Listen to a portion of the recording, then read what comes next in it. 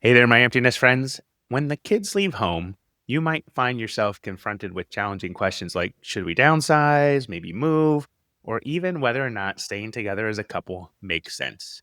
Today, I'm joined in studio by Laurie James, a mother, divorcee, recovering caregiver, author, and somatic relationship coach. And Laurie's memoir, Sandwiched, a memoir of holding on and letting go, chronicles the questions and challenges she faced and how she turned them into a journey of self discovery and empowerment. Lori, welcome to this empty nest life.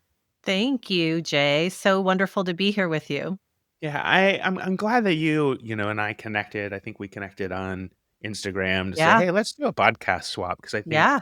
the work that we do kind of overlays each other in kind of the same space. But your story is rather interesting to me, and I think will resonate with folks who are listening because you've been through a lot in Just your a life and your journey. If you look at your memoir, and it's just one of those things like, well, how do you like?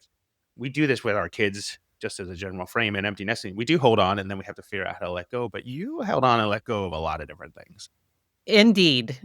Probably held on maybe a little too long and too tight for certain things. Yeah. Yeah. You talk a little bit about how it was like I almost seemed like you couldn't find your place in this world in terms of relationships. It's kind of my big takeaway. Yeah. Yeah. So Thank tell you. me a little bit tell me a little bit about that. Yeah, so just to go back to that time frame, s I titled my book Sandwich because of the sandwich generation. I was sandwiched between raising my 4 daughters. My mother fell ill, and I was overseeing her care, and then about a year into that, my marriage started to fall apart. There was some betrayal that happened in our marriage. It wasn't infidelity, but it was financial betrayal, and it was like pulling the one of the 4 pillars of a chair out from under me, and it really rocked my world, and so I really took this 8-year period of time that I write about in my book to go inward, even though I was dealing with a lot of external things, just the the all the things that come with teenage girls, because I have 4 daughters, Oh, yeah, all the things. I have a daughter, so I know the right? things.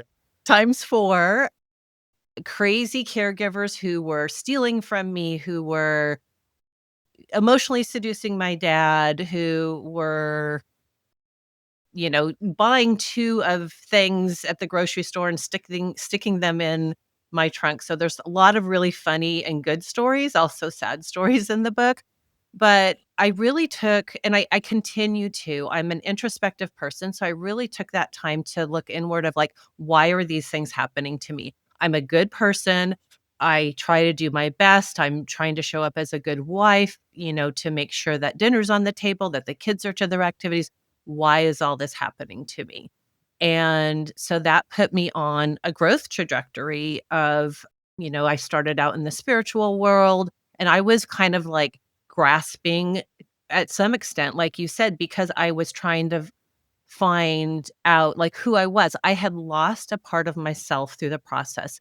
And in reality, when I really look back at it, I don't know that I had really truly found myself until I started this journey because I was adopted, because I didn't feel like I belonged in my family growing up.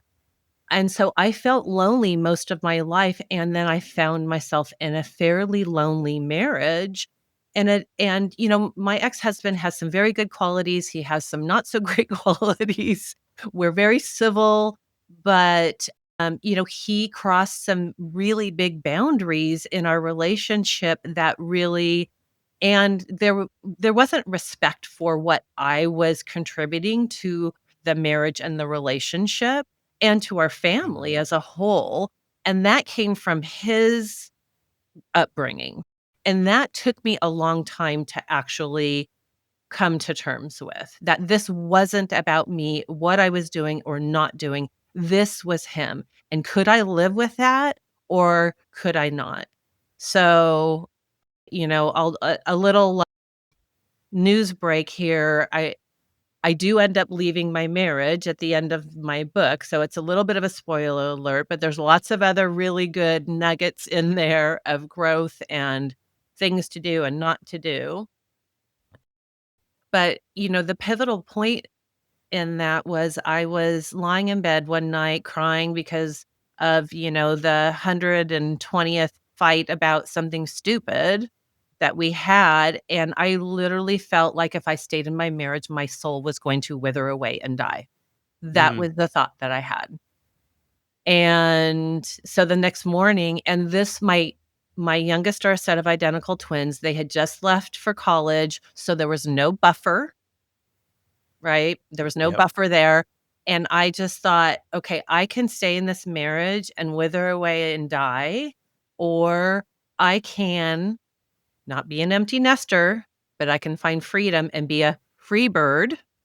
That's the Love that. Yeah. that Love that. that's my little spin, my perspective, and I can go out and do something really scary, really unpredictable, and I can leave my marriage. And I knew that I was going to be happier if I did. And so that was, and believe it or not, Jay, that was 8 years ago. Wow. To Yeah. this month To is this when month. that Okay. happened. 8 years to the month. Yeah, Yeah. You had mentioned, as you're telling the story a little bit about betrayal. And I yeah, think it comes in all different forms and shapes. And it is all based upon, our baggage. sure. And so, I've been thinking a lot about like my baggage isn't your burden, but then Yeah, sometimes it becomes because you don't address it yourself. So you started to address things for yourself after all of that happened, yeah, right? Yeah. yeah.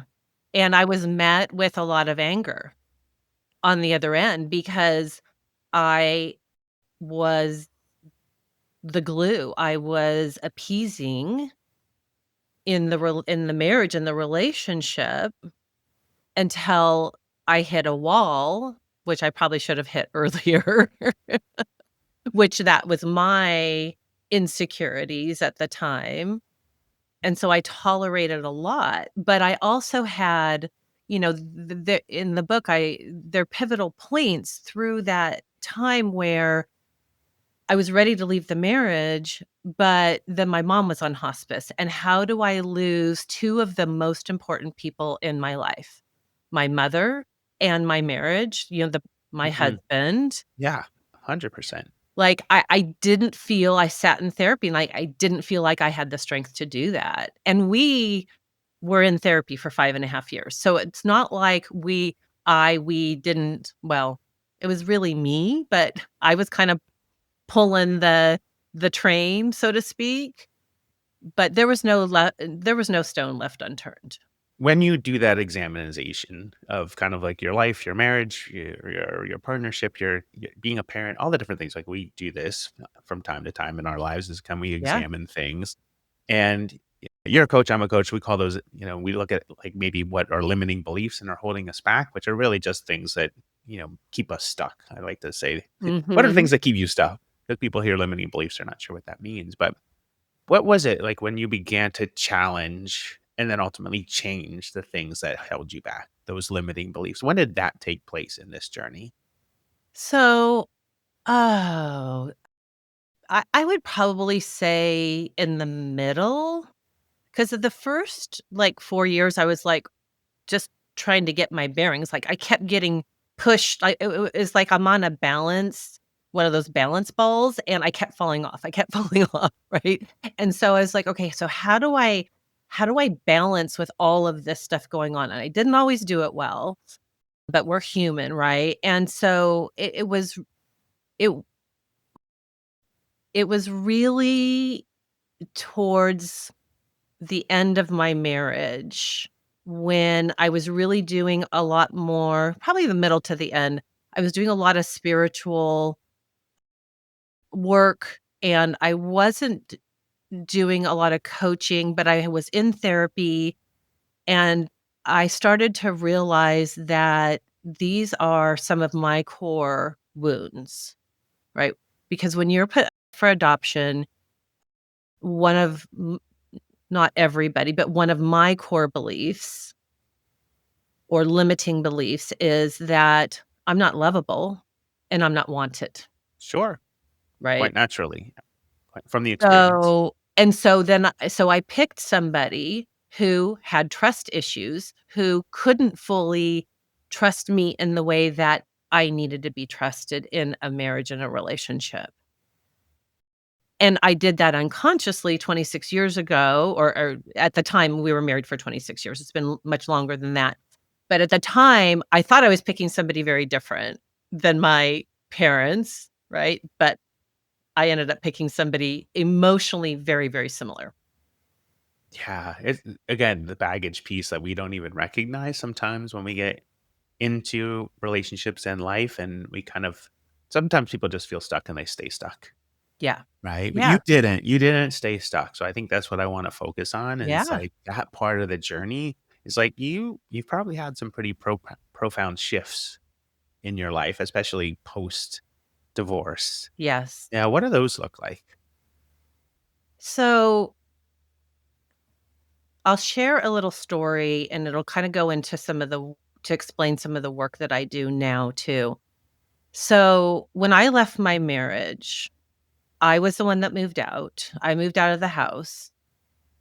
I won't get into the details of why that happened, Yeah. but my kids were gone, so I was okay being the one that moved out because my kids weren't there anymore. If my kids were there, I would not have been the one to move out. So and I live in a beach community, and I felt like I was skipping down the beach. Like, that's how much freedom I felt.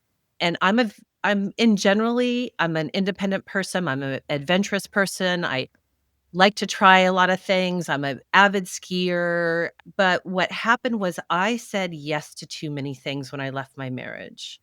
I started dating too soon, I was writing my book, I started a coaching program that I was in, but then I also started to coach other people, and I remember so this was about a year and a half after I left my marriage. We were ready to sign the divorce paper. Actually, I had signed the divorce papers. I had put an offer on a house, and that was the closest thing that I experienced to a panic attack, which I have lived with level anxiety most of my life. I know that now. I didn't know that then, but I was like, okay, this is what an anxiety attack feels like.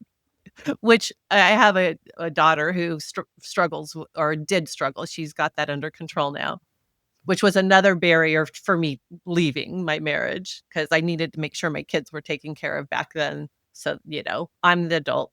I wanted to make sure my kids were healthy and ready to go off to college. And I got really, really sick and landed in the hospital. And I'm a From healthy person. I don't from take any too much input, too much too much. change. Yeah. Too much change, and that was a really pivotal point, and it knocked me out, and I was in the hospital twice within 2 weeks. I left the hospital the first time with a walker, and I had severe back pain. I was on medications, which then they were chasing, one medication caused one side effect, and then, so I'm like, "Get me out of this hospital, otherwise you're gonna kill me," from just being on all these medications, but then I was also in a lot of pain, and so at the time, I was not in therapy, and a friend of mine who is a therapist said, "You need to go see Bob," and I said, "Okay," and Bob was a somatic experiencing practitioner, and on top of being a therapist. And that was a very pivotal point in my life because I learned what body-based healing was and how it can Mhm. profoundly help us. And so just for your listeners to understand, somatic is derived from the Greek word soma, which means body, and then experiencing. So it's a body-based therapeutic modality that anybody can get trained in as long as whether you're a coach or an acupuncturist or first responder, and there's a lot of buzzwords going around about somatic this, somatic that, and nervous system regulation, which please be very careful because the program I went through was a 3-year program. So it's not just a week program or a 1-month program. But what happens, the theory is, and I believe this happened to me, is our body keeps the score. Our trauma stays in our body. It's not the traumatic experience that happened. It's what stays stuck in the body because we did not complete that fight, flight, or freeze response in the moment because we are not taught how to do that. Yeah, and I love that you bring that up because, people hear somatic, they're not sure what that means, somatic healing, but it is. It's like the body does keep score. There's even a book about it, I think, right? Yeah, With the same title? yeah, Yeah. Bessel van der Kolk, it's called The Body Keeps the Score. It's a really great book. I was trained under Peter Levine's program, he's one of the other big body-based founders. He's in his 80s now, and he's been studying this for over 50 years. Another one is Gabor Mate. He's another big, body-based trauma. But and at that point, I had been in therapy for a long time. I had even gone away for a week-long program, an intense therapy program. So I'd been in through a lot of therapy, but it really wasn't until I connected with my body and really started healing from that point is when my life really started to change for the better because 80% of our sensory information travels from our body up to our brain. Really, only 20% travels from our brain down to our body. And that keeps us stuck. And the other thing I just want to say on that is sensations are the language of the nervous system. So when we can go inward and feel, okay, I'm noticing some buzzing right now. I'm more activated right now because I'm on a podcast talking to Jay and there's an audience listening. So I'm noticing that. But can I feel the chair underneath me? Can I feel my feet on the ground? And can I stabilize my nervous system or ground myself a little bit more to know that this conversation is safe? Yes. Yeah, I love that you bring that up because I think people do have a trouble understanding exactly what it means. It's like, how do you heal the body from within? Like, isn't that what doctors are for in medicine? And not necessarily.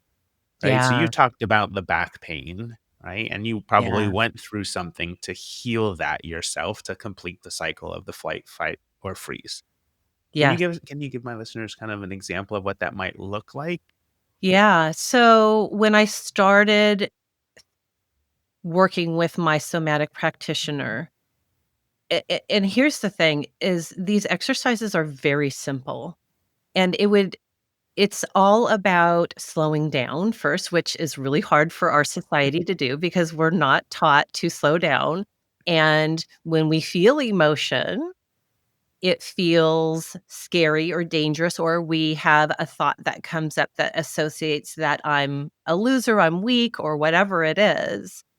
But I like to think of it, I didn't really put these words together until I went through my own training.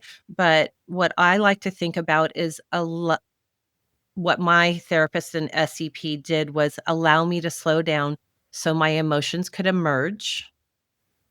I can experience them, express them, and then expel them. And when we allow to us to do that and really feel the sadness, feel the grief, which is not always fun and easy to do, and sometimes it comes with physical pain, we can express and expel them, and that is allowing us to complete that cycle. And somatically, there's different ways to do that. If we have a lot of anger because of maybe somebody cheated on us or somebody betrayed us, one thing that I do with my clients is I have them take a fist and open their hand and push into it really hard and then let go and notice what they feel in the body. What are the sensations? Do you have tingling? Do you have a relief? Is there warmth? Is there coolness? And that is allowing you to complete that fight response that maybe didn't get completed during the argument or during whatever. We also are trained in car accidents and other traumatic experiences too. So we might have you visualize completing something or having a different outcome because our nervous system doesn't know past from present. Mm. But it uses past information and helps, it kind of uses that database of past information and uses that in how we make decisions in the present day, right? And so if we've had a lot of betrayal or if we've had a lot of negative experiences, moving forward is going to feel exponentially more difficult because our database says that's scary and that's uncertain. And my nervous system equates uncertainty and unfamiliarity with danger. Yeah, almost like, "Oh, yeah, if I do this, I'm gonna die," Yeah, right? Even though you won't necessarily, probably 99% of the time. right. But your nervous system doesn't know that. Yeah, it doesn't see it like you see it, yeah. Yeah, yeah, and so, the I think the part about actually feeling your feelings, that's something I think people possibly, or more likely, will struggle with. Like, I love the example of putting your hand into your fist and, like, feeling what that feels like and then letting go and being like, "Ooh, yeah. Okay, I felt, maybe in my left arm, I felt a little tingling sensation someplace. Great. Let's dive into that. Like, why? Why was that piece? You know what But it feels like." Yeah. when I work with clients, we don't try and go into the why so much. It's Perfect. just Yes. notice and allow whatever comes up. So that could be an image. Maybe you wanna do it another time. Maybe you feel like your body needs to move more. It's more about letting the body naturally do what it wants to do to complete versus going in back into our head. Love that. Thanks And for the and clarification. sometimes we can even say like, does that you're noticing something in your arm. Does it have a shape? Does it have a color? We might equate something like that, but we want it to naturally come up and not prompt things so much as Right. maybe we do in coaching. Got it. Love that you kinda clarified that. I guess a good example would be, like, if we're in an argument and we feel like our face get red, the like, Yeah, that flush, like, that fire in the cheeks sort of thing is, like, a good example of what that feels like, and if yeah, you don't complete that cycle, then it's gonna end up in your body someplace. right, and so if you're in a heated argument and you have your face and it's red and you feel it getting flushed, maybe you say, "Hey, Jay, I wanna finish this conversation, but I don't feel like I'm in a good place. Can we come back once we're more centered and grounded?" Because what's happening in that moment, most likely, is our nervous system is going up more into a sympathetic activated state in that moment. And when our nervous system goes up into that sympathetic state, our prefrontal cortex turns off. And so we're not thinking rationally anymore. And that's when, and we've all done it, said something we regret or do something that we might regret later, right? Yeah, the human advanced part of our brain turns off and our animal brain comes out. Yeah, And here's the thing, it's like, let's not shame ourselves or about that or judge ourselves or judge others because what we're doing in that moment, and you said it beautifully, we're just trying to protect ourselves in that moment. And it's our nervous system taking over saying, this feels dangerous. So I'm going to protect myself in any way I can. Even yeah. though what you said might have been hurtful to me or, was a trigger or something like that. But yes, when we can calm down and come to a more centered, grounded place, we can then have that perspective again. But in the moment, you're just surviving.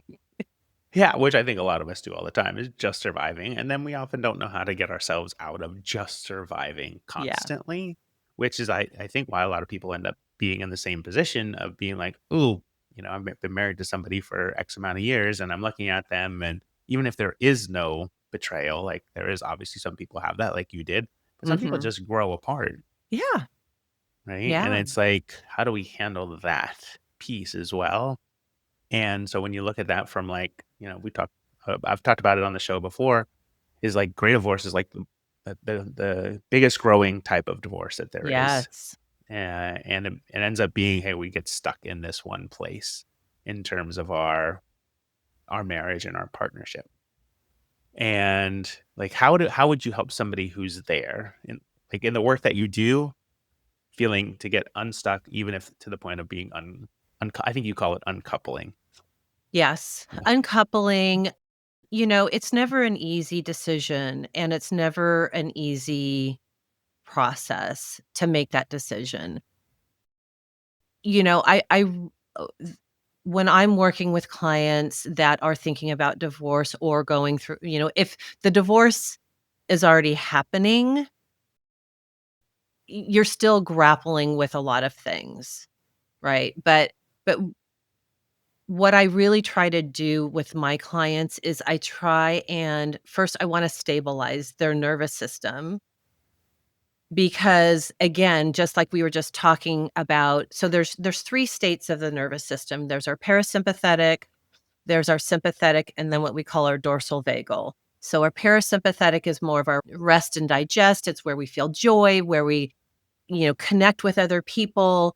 And then when we move into our sympathetic is like, when we're working out and exercising and working, and ideally we want to move freely between our sympathetic and our parasympathetic. What happens is when we and our society rewards us for this go, go, go, do, work, work, work, take care of the kids, take care of the family, blah, blah. Like what happened to me, I was up in my dorsal vagal and my body shut down, right? That's when shutdown, that's when numbness, that's when we disassociate up in our dorsal vagal.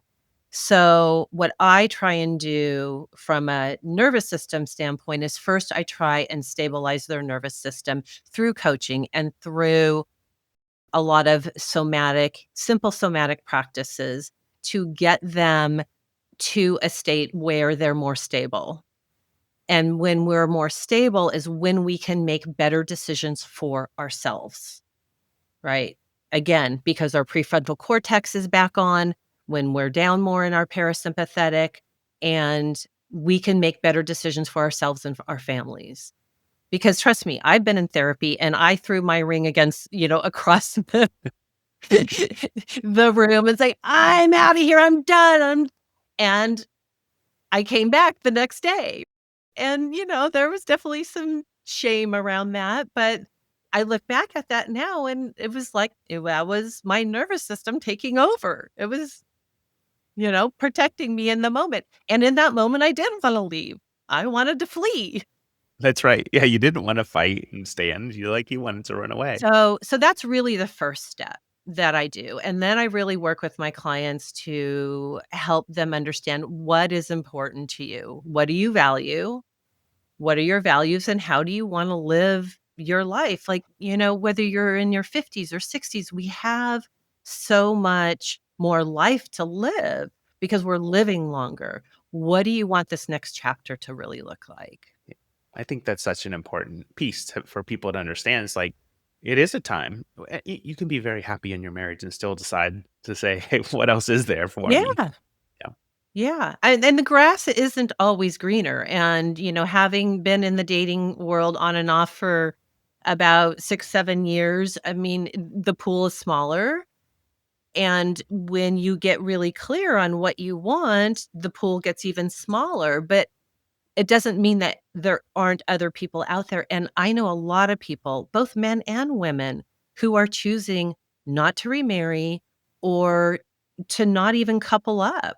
And that's okay too. Yeah, you have to find out what works for you. Yeah, Either in marriage and staying and it's working and it's fine, you still need to find out what works for you as an individual. I always feel right. like we're stronger to like we're stronger as an individual, like if we figure out what we want, and Yes. then the other person figures out what they want, and if you can do it together and have things happen together for both of you, it's Yeah. not one way or the other. Like, oh, I've got to do everything this person wants or everything that person wants. It's It's like like bringing that old 100%. Yeah. The Venn diagram, Yeah. right? Like, here's you, here's your spouse or significant other, and, is there enough crossover? Yeah, But exactly. that's important. But I think the other piece that's really important in any relationship is, can you have conflict and repair? Mm. Oh, repair. I like that. Yeah, instead of And resolution. Yeah. right, and so often that repair piece requires vulnerability, and that vulnerability, if you weren't able to be vulnerable in your childhood or you were able to express your emotions and feelings, it becomes a little bit harder to do that in adult relationships. Makes perfect sense. You had going back to the technique of, like, you have people with the hand and the fist, right? Mhm. I'm wondering if there's other simple things that somebody could try at home to kinda understand what we're talking about beyond that. Yeah, yeah. Well, first, I do have a free downloadable guide for anybody that's listening, and I'll give you the link if you don't already have it, and it's my beginner's guide to somatic healing, and it has a lot of these exercises. But really there's 2 things that I would encourage people to do. One is think about things that help you feel present and make you happy, right? And even write a list, and it's in my guide, but you could also do this on your own of sometimes, like, in the middle of the day, if I have a lot of Zoom calls, I need to go out and walk, right? And I might even this is gonna sound really corny, but I might even stop and smell the roses, Like, right? literally, yeah. Literally, because it slows down our nervous system. Right? So you wanna create a list of things that help regulate your nervous system, and sometimes what we need to do is provide activation before we can come down. So maybe you go for a run or you go to the gym and you lift weights, and then you come down and you rest and digest. And what that would look like is something that we kind of touched on earlier is just sitting in the chair, like, or lying on your bed when you come home from working out and just feeling where your body is making contact with the chair or the couch and feeling its support and noticing, turning inward and noticing those sensations that we're experiencing. That shows, not tells your nervous system that it is safe to come down more into a parasympathetic nervous rest and digest state. If you're angry, pushing against a wall or having somebody and pushing against their arms or hands and coming back. But again, checking in with the sensations, that's really the key, and it's hard for a lot of people to do that. If that is hard, what I recommend people do is what we call orienting. So just sitting there and just looking around the space that you're in and slowing your nervous system down and allowing your eyes to land on something that's pleasant, whether it's a plant on your desk or in your room, or a picture of a memory of a great trip that you went on with your family. These are ways to show your nervous system that it is safe to be in the present moment. Mm. I think that's such a powerful concept for people to try. Right? Yeah. It doesn't even take a whole lot of time. You're No. talking, like, maybe, like, 5 minutes, 10 minutes to just Yeah. literally ground yourself in a way that works for you. Yeah. Yeah, or if you are into yoga or, other kind of relaxation type exercise classes, again, go inward and feel the sensations and just stay with it, because if you stay with whatever the sensation you're feeling, 99% of the time it will dissipate. 99% of the time. Yeah. Yeah. Very If you take rarely that it gets greater, it increases. Sometimes it might increase a little bit or, it might go up and down a little bit, but over time it will dissipate. And if you do that and check in with your nervous system once or twice a day, you will feel less anxious and you will have more resilience. It's about building the capacity to have more resilience mm. Oh, I in our love nervous that. system. Yeah, I love that. Building the capacity for resilience, and what does that look like, and how can it shape your life moving forward, I think is a really good takeaway is like, how do we make this work for people? Yeah. Well, So, when we're present, we can feel more joy and more happiness, and we can be more present with the people that are in our lives, so and we feel that, right? And we are wired for connection. As humans, we're wired for connection, so we need that connection. so good.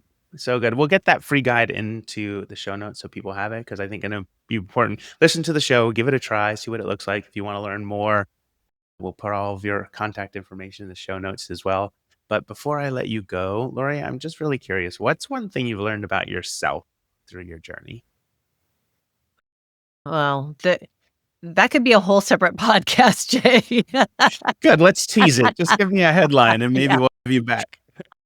I think the biggest thing in terms of this topic is, and, this isn't original or anything, but, it's really, our we're constantly growing and learning.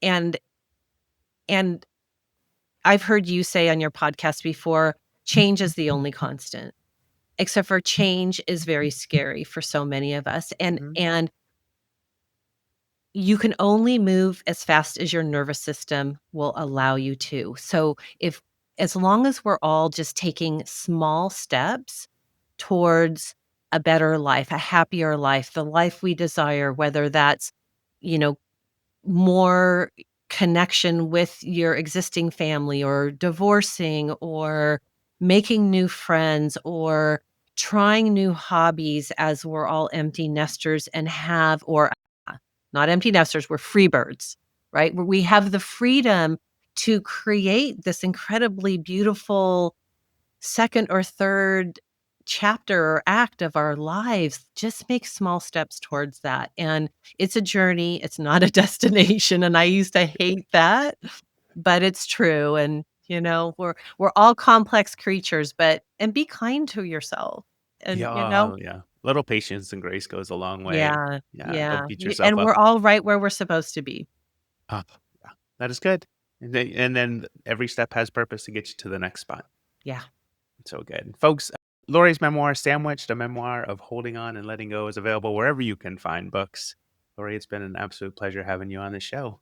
Yeah. Thank you, Jay. And I look forward to having you on my podcast as well. I look forward to it.